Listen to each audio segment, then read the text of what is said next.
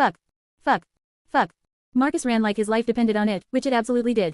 His sneakers slapped against the uneven forest floor as he dodged between massive trees, branches whipping at his face. Behind him, the sound of splintering wood and heavy breathing got closer with every second. The wild boar chasing him was a literal nightmare. 3 meters tall, 3 meters wide, with tusks the size of baseball bats jutting from its foam-covered mouth. Every step it took shook the ground like a mini earthquake. How the hell had he ended up in this situation? 15 minutes ago, he had been sitting in his cramped apartment, surrounded by empty energy drink cans and takeout boxes. He'd just finished an epic 20-hour Minecraft session, finally taking down the Ender Dragon after weeks of preparation. The satisfaction of returning to the overworld with his hard-earned experience points had been incredible. He'd leaned back in his gaming chair, stretching his sore back and thinking about maybe taking a shower. That's when the world had gone black. When he'd opened his eyes, he was lying face down in dirt that definitely wasn't his bedroom carpet. He'd pushed himself up, spitting out bits of soil, and found himself in what looked like a primeval forest. Trees so massive they could have housed entire families stretched up toward a canopy so thick it blocked out most of the sunlight. The air was humid and filled with sounds he'd only heard in nature documentaries. What the fuck? His second thought got interrupted by a snort that sounded like a freight train clearing its nose. That's when he'd turned around and come face to face with the boar from hell. For a moment, they'd just stared at each other. Marcus, a pale 20-something who hadn't seen sunlight in months, and this absolute unit of a pig that looked like it could bench press a car. The boar's beady eyes had narrowed, its nostrils flared, and it was at this moment, he knew he fucked up. He was about to become Bacon's revenge. Shit. The chase had started immediately. He had never been athletic, his idea of cardio was running to the fridge during loading screens.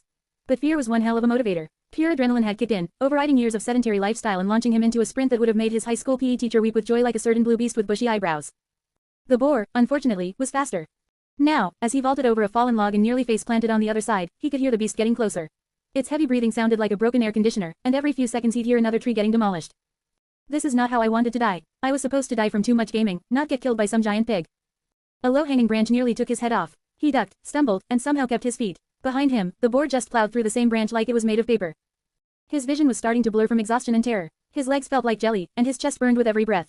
He'd been running for what felt like hours but was probably not even a minute. That's when he saw it, a root jutting up from the ground. In a video game, he would have jumped over it easily. In real life, with his coordination shot to hell from panic and exhaustion, he went down like a sack of potatoes. The impact drove all the air from his lungs. He rolled, came to a stop against a tree trunk, and just lay there gasping like a fish out of water. Everything hurt. His ribs, his knees, his pride, especially his pride. The footsteps behind him should have been getting closer, but weirdly, they seemed to have stopped. Marcus lay there, too scared to look back, waiting for the inevitable moment when those tusks would turn him into a human kebab. His heart was hammering so hard he could hear it in his ears. This is it, I'm dead, some giant pig is gonna kill me and nobody will ever know what happened. But seconds passed. Then more seconds. And nothing happened. The forest had gone eerily quiet. He turned his head to look behind him. The boar was gone. In its place was, well, that was weird. There was a massive crater in the ground, surrounded by fallen trees. And in the middle of it all was a woman who looked like she'd been hit by a truck. What the hell? He pushed himself up, his whole body protesting. He rubbed his eyes, wondering if the terror had finally made him snap. The woman was huge, and wide. Really wide. She had frizzy black hair, a face covered in what looked like acne scars, and was wearing some kind of ridiculous outfit that screamed, pirate wannabe. She was unconscious, lying in a pile of splintered wood. Alvida. He'd seen that face before, in manga panels and anime episodes. This was Alvida, one of the first villains from One Piece. Which meant, no way, I'm actually in One Piece. The thought should have been exciting. After all, how many anime fans dreamed of getting transported to their favorite fictional universe? But right now, all he felt was a cold dread in his stomach. The One Piece world wasn't exactly known for being safe. Pirates, marines, sea monsters, devil fruit users who could level islands. It was basically a death trap wrapped in an adventure story. Okay, don't panic. Well, you're already panicking, just think. He looked around more carefully, trying to process what had happened. If that was really Alvida, then something had sent her flying hard enough to take out a bunch of trees and knock her unconscious. Something that had happened right when the boar was about to turn him into mincemeat. As if summoned by his thoughts, something bonked him on the head. Ow, what the? A fruit had fallen from the tree above him. Not just any fruit, though. This one was perfectly cube-shaped, with swirling patterns covering its surface. The coloring was unmistakable, green on top, brown on the bottom. It looked exactly like a grass block from Minecraft. He stared at it, his brain trying to process what he was seeing. In the One Piece world, weirdly shaped fruits with strange patterns could only mean one thing. A devil fruit, just, falling on me. He looked up at the tree, then around the forest floor. And there, not far from where Alvida was lying, he spotted another fruit. This one was pink and heart-shaped. The slip fruit, he whispered. That's Alvida's devil fruit from the series. Which meant the cube-shaped one in his hands was something else entirely. He had read enough isekai stories to know how this worked. Random transportation to another world. Check. Mysterious power-up opportunity. Check. Unconscious future ally enemy nearby. Double check. The smart thing would be to carefully consider his options. Maybe do some research. Figure out the pros and cons of eating a mysterious devil fruit. Instead, he looked at the unconscious Alvida, thought about the 3-meter boar that had nearly turned him into paste, and made a decision that would have made his gaming buddies proud. Fuck it, I need all the help I can get. He bit into the cube-shaped fruit. The texture was crispy at first bite, but soon an indescribably horrible taste filled his mouth. It was as if someone had mixed expired milk, rotten eggs, gym socks, and despair into the world's worst smoothie. Every taste bud on his tongue screamed in protest. Oh god, that's disgusting. Tears streamed down his face as he forced himself to swallow. Why does it have to taste like death? Maybe this is a dream, and I'm in hell. But he kept eating, in for a penny, in for a pound. If he was going to get devil fruit powers, he was going to do it right. By the time he finished the last bite, he felt like he was going to puke. He doubled over, trying not to throw up. His vision grew blurry. That was the worst thing I've ever tasted. And I've eaten some nasty shit. He waited for something to happen. Some dramatic transformation, or at least a notification screen like in the games he played. Instead, he just felt nauseous and vaguely disappointed. Still the same skinny, bony body with barely any meat on it. Fucking hell, did that do anything at all? That's when he felt it, a strange tingling sensation starting in his toes and spreading upward. It wasn't painful, just weird, like his body was suddenly aware of something it had never had before. Without really thinking about it, he walked over to one of the massive trees and placed his hand against the bark. He gave it a light tap, more out of curiosity than any real intent. Crack. A perfect cube of wood popped out of the tree trunk and fell to the ground. As it hit the earth, something incredible happened. The block seemed to compress into itself, becoming smaller and lighter before zipping through the air and disappearing. He felt a familiar weight in his inventory. He looked down and, sure enough, there was a small icon floating at the edge of his vision. When he focused on it, a grid appeared in front of him. A3x9 inventory grid, exactly like the one from Minecraft. Holy shit. Without hesitation, he pulled the wood block from his inventory and placed it in what he instinctively knew was a 2x2 crafting grid. 4 wooden planks materialized in the result slot. Holy shit, this is nuts. He made a crafting table and placed it on the ground. The familiar brown block appeared in front of him. Using it, he crafted a wooden pickaxe and held it up to admire his work. Holy shit, this thing actually works. The survival instincts that had been drilled into him through hundreds of hours of gameplay kicked in immediately. Rule number 1 of Minecraft, punch trees until you have enough resources to not die. But first, he should probably do some mining. Get some stone, maybe find some coal or iron. Just basic resource gathering. He found a suitable spot and started digging straight down, a cardinal sin in regular Minecraft, but what were the odds of hitting lava in the real world? The digging process was weird, not as instant as in the game, but not as slow as it should be in reality either. Each swing of his pickaxe loosened chunks of earth that then compressed into neat blocks and flew into his inventory. After digging through what felt like way too much dirt, he finally hit stone. The satisfying click of his pickaxe against rock was music to his ears. Finally, time to get some actual materials. He mined exactly 3 blocks before his wooden pickaxe gave up the ghost. Tools break here too. Using his newly acquired cobblestone, he crafted a stone pickaxe and got back to work. He employed the tried and true fishbone mining pattern, digging a main tunnel with smaller branches extending out at regular intervals. It was meditative work, in a way. The rhythmic thunk of pickaxe against stone, the steady accumulation of resources, the gradual expansion of his underground domain. For a while, he could almost forget that he was in a world where people regularly got into fights that could level islands. When his inventory started getting full of stone and dirt, he decided it was time to head back to the surface. He'd been underground for, actually, how long had he been down there? There was no day-night cycle indicator like in the game. The climb back up his crude ladder of dirt blocks gave him time to think. He had Minecraft powers in the One Piece world. That was huge, but what exactly did that mean for his survival prospects? On the plus side, he could build fortifications, craft weapons and tools, and theoretically dig his way out of most problems. On the minus side, this was still a world where people could punch through mountains and survive being blasted by cannons. When he emerged from his mine, the first thing he noticed was that Alvida was still unconscious but definitely alive. Her chest was rising and falling steadily, and she'd shifted position slightly. The second thing he noticed was the pink devil fruit, still sitting where he'd left it. He picked it up and examined it carefully. In the series, this was what had transformed Alvida from a crude, ugly pirate into a beautiful woman. It had also, according to the story, made her less violent and more reasonable. Do I wake her up, or just leave the fruit here? Before he could decide, the choice was made for him. Alvida groaned and started to stir. He quickly pocketed the slip fruit and stepped back to what he hoped was a safe distance. Even unconscious, she looked like she could bench press a small car like the boar. Alvida's eyes fluttered open, immediately locking onto Marcus with a look of confusion that quickly shifted to suspicion. What are you staring at? Never seen a gorgeous woman before. Marcus couldn't help himself, he rolled his eyes. I have, but right now, you're definitely not one. What did you say? You could almost see Alvida's frizzy hair start to float from rage, and Marcus suddenly remembered that insulting a pirate captain, even an unconscious one who'd just been tree-slammed, probably wasn't the smartest move. She tried to lunge at him but immediately doubled over in pain, clutching her stomach where she'd taken the brunt of whatever had sent her flying. That's when he realized he had an opportunity. In the original story, her obsession with beauty was her defining characteristic. And he happened to have the solution to her problem in his pocket.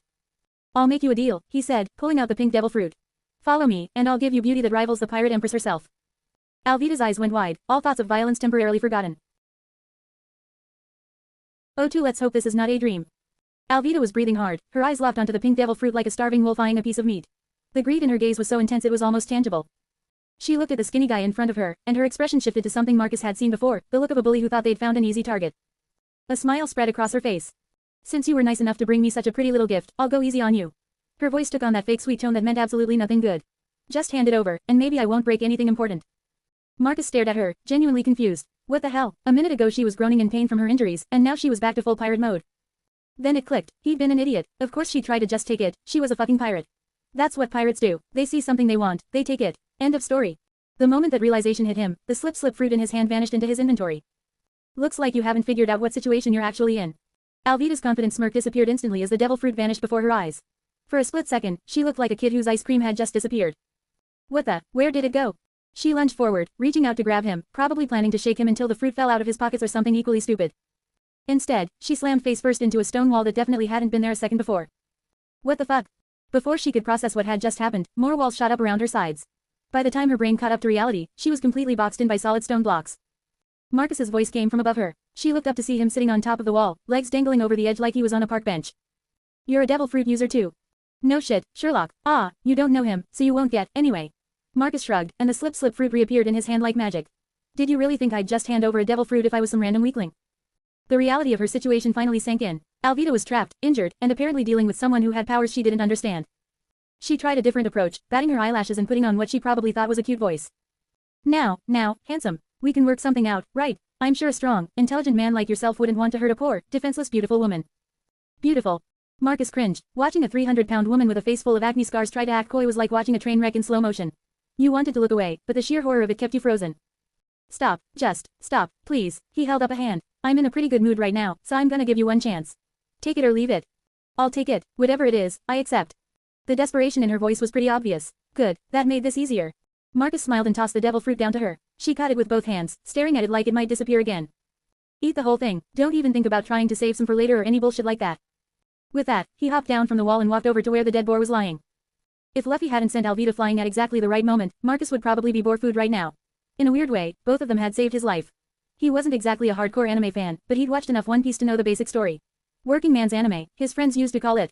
And honestly, Alvida post-Devil Fruit was definitely easier on the eyes than Alvida pre-Devil Fruit. Sue him for being shallow, but he was a 20-year-old guy.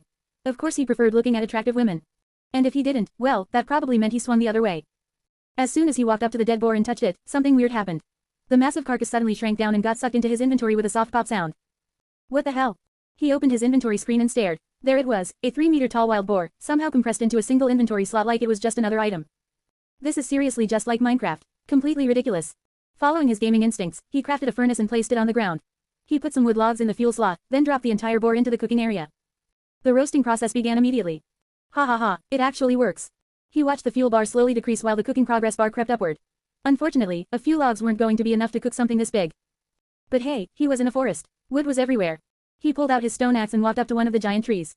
He started chopping at the base, expecting to have to work his way through the whole trunk like before. Instead, after completing one full circle around the tree, the entire massive thing exploded into dozens of wood blocks that scattered across the ground. That's new. He didn't have this ability when he chopped trees before. His vision blurred for a moment, and when it cleared, he noticed something different. The game interface was more accessible now. Before, he'd had to really focus to bring it up. Now it felt like he could toggle it on and off with just a thought. More importantly, he noticed a number in the corner of his vision, level 1. I leveled up, must have been from that boar. As if responding to his curiosity, a new panel appeared in front of him.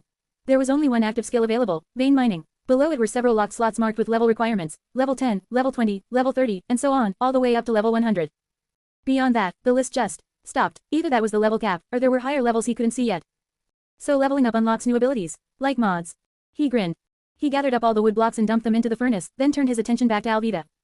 He was genuinely curious about how the slip fruit worked. According to the anime, it could somehow transform someone from obese to beautiful, but the mechanics had never been explained. When he looked over, though, Alvida still looked exactly the same. Same round face, same frizzy hair, same everything. Wait, you didn't eat it? I did eat it. Why do I still look like this? You said it would make me beautiful. Alvida was on the verge of a breakdown. Maybe it was the wrong fruit. Marcus scratched his head, trying to remember the details from the show. Then something occurred to him. Try using the power. The fruit's called the slip fruit, right? So try making things slip off you. The fat, the acne, all of it. Slip off.